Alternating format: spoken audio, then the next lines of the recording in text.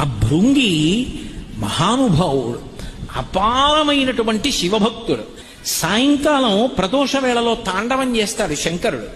అందుకే ప్రదోష వేళలో శివాలయానికి వెడితే అన్ని దేవాలయాలకి వెళ్ళినట్టే అంటారు. అందరు దేవతలు కైలాసానికి వెళ్ళిపోతారు పక్క వాయిద్యాల కింద మోగించడానికి. శంకరుడు తాండవం చేస్తూ ఉంటాడు. ఆ తాండవం చేసేటప్పుడు అందరూ వచ్చి కూర్చుంటారు. ఇక శంకరుడు వస్తే తాండవం మొదలవుతుంది.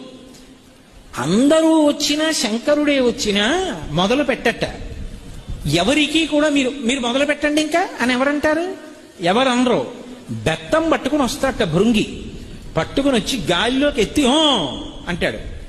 భృంగి బెత్తం ఎత్తి ఇలా అంటే శంకరుడు తాండవం మొదలెడతాడు.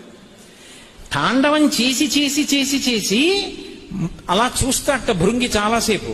బెత్తం ఎత్తి అంటాడు, ఆగిపోతాడు.